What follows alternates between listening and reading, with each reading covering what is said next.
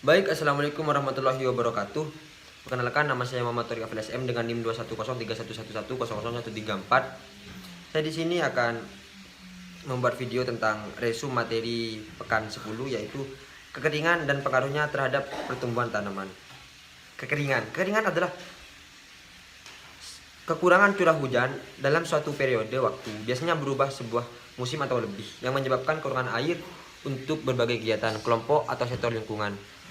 Penyebab kekeringan tidak hanya disebabkan oleh tidak hanya cahaya rendah, tetapi ada beberapa faktor lain yang berpengaruh, antara lain faktor meteorologi, faktor hidrologi, faktor agronomi, faktor pelaksana sumber daya air, faktor penegak hukum, dan faktor sosial ekonomi. Jenis kekeringan. Kekeringan alamiah yaitu kekeringan meteorologis, kekeringan hidrologis, kekeringan agronomis, dan kekeringan sosial ekonomi. Kekeringan yang berkaitan dengan kondisi di mana pasokan komoditi ekonomi kurang dari kebutuhan normal akibat terjadinya kekeringan meteorologi, hidrologi, dan agronomi. Cekaman kekeringan. Kendala terbesar terutama untuk produksi beras dalam sistem tanda hujan yang mempengaruhi 10 juta hektar padi gugu dan lebih dari 13 juta hektar padi sawah tanda hujan di Asia. Pandey et al. 2007. Respon fisiologi. Kekeringan dapat menurunkan fotosintesis disebabkan oleh penutupan stomata dan pengaruh metabolis.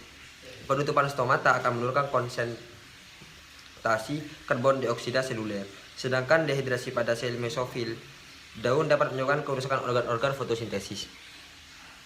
Adaptasi tanaman terhadap cekaman kekeringan. Tanaman C4 dan CHM telah mengembangkan strategi dalam penangkapan karbon dioksida untuk pembentukan gula pada kondisi ketersediaan air yang terbatas. Metabolisme ini melibatkan asimilasi karbon dioksida nokturnal pada CHAM, serta tanaman C4 telah mengembangkan mekanisme yang efisien dalam pengikatan karbon dioksida oleh rubisco. Respon biokimia. Pada level seluler, membran sel seperti juga sistem endomembran mengalami perubahan disposisi secara dramatis dan membatasi fungsi organel, seperti hanya integritas sel sebagai respon terhadap cekaman air. Gigon et al. 2004. Adaptasi biokimia. Penyesuaian osmotik, yakni akibat dari distensinya metabolit baru, Bartel dan Sungkar 2005. Senyawa metabolit ini adalah molekul hidrofilik yang memiliki kelarutan tinggi, yang mampu memproduksi permukaan solvasi yang menangkap air selama ketersediaan air terbatas. Respon molekuler.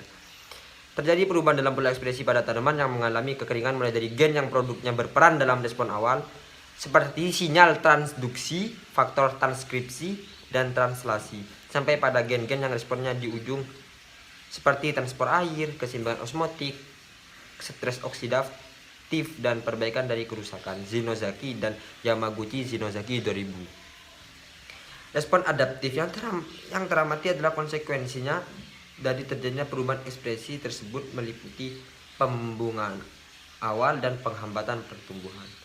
Mungkin sekian dari saya. Terima kasih.